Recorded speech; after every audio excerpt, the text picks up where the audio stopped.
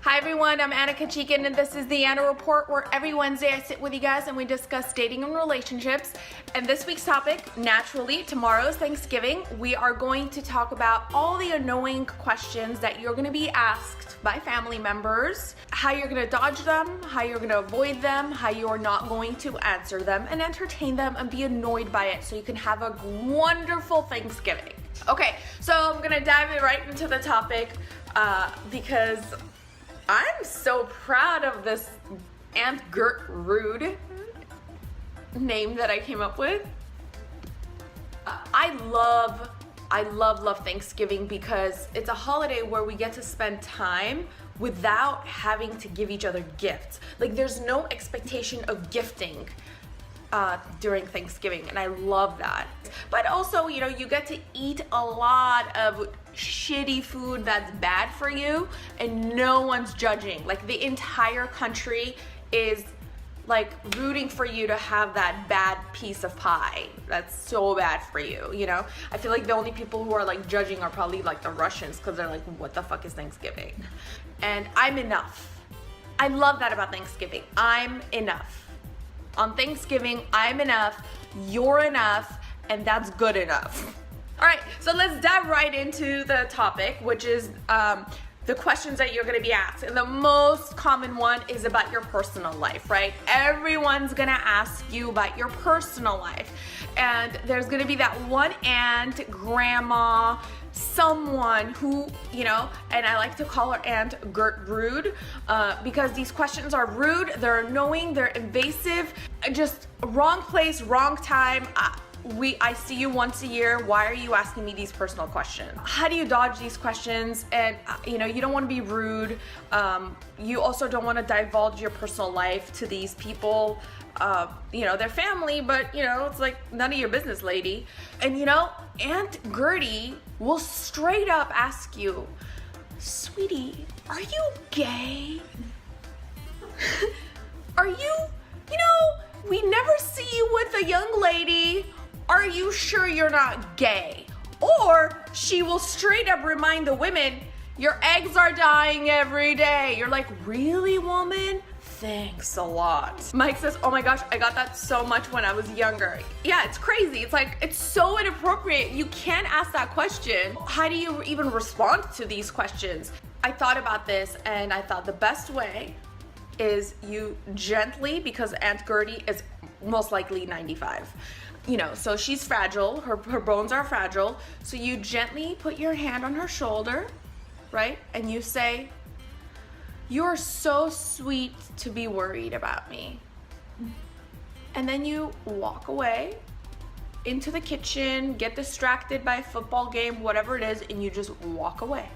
Voila, that's it. So you're nice, you're respectful, but you walk away and you say, you're so sweet to worry about me. That's so sweet. Just walk away. You don't have to answer her that you're straight. You don't have to answer her if you're gay. You don't have to answer her if you're bi, okay? Or a trans. She doesn't have to know that. If you're not ready to divulge that information, just walk away and say, you're so sweet to worry about me. Like Yesha says, my friend's parents thought that of me years ago. I guess I was supposed to bring random girls to my family gatherings. The other thing is when they ask you about your job, you know what it is? It's always the aunt and uncle who have too many kids and they're all reaching that college age where they're gonna eventually need jobs. So so this aunt and uncle or whatever relatives always asking you about your job because they know come next Thanksgiving, they're gonna ask you for, you know, a referral or job for their child that's graduating from college. Well, you know, cousin Sammy, you need to help him get a job. And it's like, but instead of a head explosion, no, you keep it very vague and you say, oh, you know, so many of my coworkers were out, it's the holidays, I've been working, I've been so busy. It's so nice to be with family and not have to think about work. God, it's so nice, you know, and it's like, hint, stop asking me about, you know, work. Or if they keep insisting, you know, you provide them with a little, you know, vague information about your company, something that is on Wikipedia or Google, anywhere, and then immediately you turn that question, you say, tell me, Uncle Bob, what was, your first career move like? People love talking about themselves. People love talking about themselves. So that's another thing too. It's like, well, if you don't want to answer these questions, just give a vague answer and then ask about them and get them to talk about themselves. The other one is when they ask you about your diet. If you watched What the Health, or if you watched any of the documentaries on Netflix and you've decided that you are going to become a vegan, a pescatarian, a vegetarian, a whatever-arian, okay? Whatever you're eating and not eating, and they ask you for your diet, I beg you, do not, barge into your grandparents' house and get all PETA on them. Don't do that. Keep your diet to yourself. Don't talk about how awful it is to kill turkeys. It's not the time and place. Compliment on the veggie dish that you're having and politely pass the platters that you're not gonna have because of your diet, and only share your diet with people in your family who are genuinely interested. Don't push your agenda on other people, because people don't give a flying fuck, especially on Thanksgiving. Another zip it moment, politics. When they ask you who you voted for, zip it. Zip your mouth. Don't talk about politics, not the place, not the time. It's Thanksgiving. Avoid it at all costs. And the best way to avoid it is you do not say anything and you say, oh, excuse me, you go to the bathroom and you look at, you play with Snapchat. I'm sure they're gonna have really awesome new Thanksgiving filters. Go to the bathroom, play with the filters, have fun, and leave. Enough time to give those people who are talking about Trump or non-Trump, whatever they're discussing, to be done. Stay away from that conversation, zip it, stay away for your own benefit so you do not look back and think of 2017 Thanksgiving as hell. If everyone in your family has the same political views and you can sit around the table and laugh hysterically at Trump, or, gloat over how amazing he is, wherever you are, right? There's no in between. Wherever you are, I get how families could do that. I can't do that with my family. I know a lot of people who can't do that in their family, and I like that. I don't want to be surrounded by all, like-minded people. I don't mind that my family thinks differently than I do, as long as they don't judge me and I don't judge them. Steven says, should you wear cologne for Thanksgiving dinner, or are your pheromones enough? I say don't wear cologne, because there are going to be a lot of people. So imagine when all those people wear their own colognes and everyone is in one room. So imagine it's like hot and everyone's wearing their colognes. Oh, what a disaster. Nausea, all the food smell, all the people, the babies, the old people, it's like baby poop smell, old people breath, cologne. The dogs don't smell, dogs are perfect. One of the things that you're gonna get asked, usually very common, usually the host of the evening will say, well, we're all gonna go around and say what we're thankful for.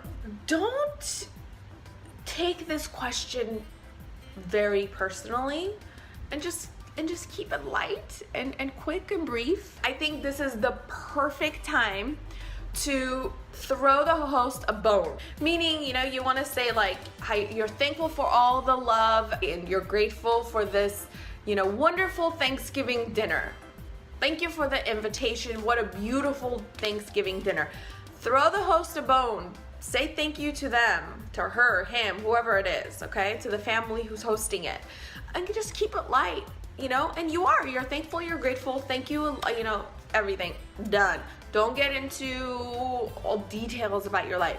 Really, no one gives a shit except for one or two other people at that table. The other thing is, this is more common, I guess in women than in men, this has happened to me, so I had to share it, is when people ask you, when your aunts and cousins or whatever, they ask you what you've done to your face. Like, oh, Botox, fillers, plastic surgery, what'd you do to your nose? This is a personal favorite of mine. People always think that I've got Botox and fillers and I've had my nose done, and but the truth is I haven't, and I'm not against it, so I'm not offended by the question. So I approach the question by entertaining it, and I just love when I say, I'll say things like, oh, you think I got Botox on these lines right here? Like, oh yeah, look at that, Botox is working, isn't it? No. So when that happens, when you're asked questions, right? Or, I mean, it's very common for men to get the lap band, right, Mom? The lap band is common. So let's say you change your diet, you started exercising, you got a gym membership, you've been really working hard, and you lost weight, and your cousin is like, did you get the lap band? Did you get liposuction? How did you lose all this weight? Tell us. Tell me how you lost all that weight. And you're like, dude, I eat carrots, I eat celery, this is what I do, and they still don't believe you. At that point, if I were you, when you go to get your plate and your plate is full of healthy stuff, and you go, hello there, I just wanted to show you how I did it. This is how I did it, right? Because if you've made a life-changing decision to lose that sort of weight where people are not believing you, then you are also conscious about what you're putting into your body naturally. Hector says, I'm waiting for the number one question that I get asked from both sides of my family. Baby, is this the year? What are you scared of? It is basically a tradition now. And you know what, Hector? Obviously, I get that question asked way more often than you do because I'm a woman.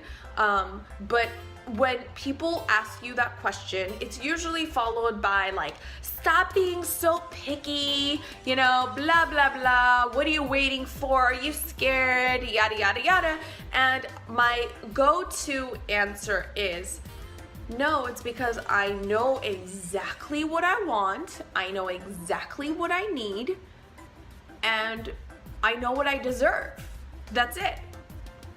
That always shuts people down when you say, no, it's because I know what I want. People are like, oh, okay, right? And yeah, it's none of your business. It's none of your business. I know what I want. I know what I need. And right now, that's until it's with the right person, I don't want it. Okay? Ralph says, when they ask you if you're dating anyone and they ask to see a picture and then they start roasting you, you say that you are dating. If you are, you say, yeah, I am. I am dating people, but no one's serious, nothing. And then they say, do you have a picture? You say, no, we're not there yet. We're not. What about you? Are you dating anyone? Flip it around. Flip it around. Get them to talk about themselves. People love to talk about themselves. Get them to talk about themselves. If you do not want to talk about that question, if you don't want to answer that question, you don't want to talk about that topic, flip it around, because if they're asking you, they're into it and they'll talk to you about it. The other thing is when they ask you for tech help, right? You show up at grandma and grandpa's house and they're like, can you help me fix the fax machine? And you're like, I don't even know how to work a fax machine. And then you go to YouTube to try to figure it out, and no one's ever done a YouTube tutorial on fax machines because that was before time, and it's just, you're like, what is this? But when grandma and grandpa ask you, or your great aunt asks you for help, it's our natural human instinct to help people when they ask for help. And so you're kind of stuck, and sorry, but you have to help. You're gonna have to help. You're gonna have to figure it out. You're gonna have to do anything and everything you can to help them out. Dave says, what's a fax machine? And what sucks with Apple though is you have to connect it to an Apple ID. So because you're the one controlling it, you just connect it to your Apple ID, and then you see that they're buying these like apps, and you're like, what are you doing? They're like, I didn't buy it. You're like, yes, you did. And it just turns into a mess. But we have to do it. We have to do it. There's no way out of it, okay? You have to help them.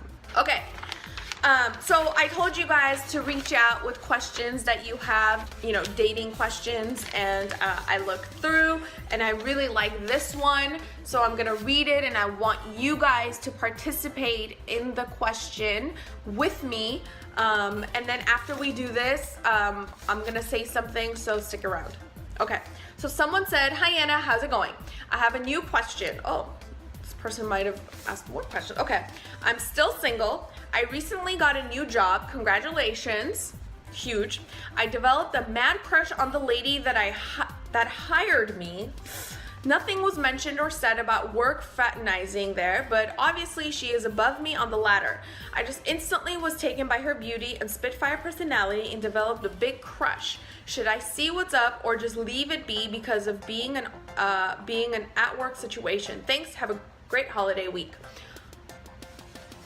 You guys can add your opinions, but let me just really quickly give mine, and then I want to read yours. So hold off on typing just yet, okay? Because I don't want to miss it, especially on Periscope. You developing a mad crush right away on the person who hired you, it's just chemicals in your brain, okay? And the reason why you liked her was because you said her beauty and her spitfire personality. Yeah, she's spunky, she's a boss bitch, right? And you like that. Nothing wrong with it.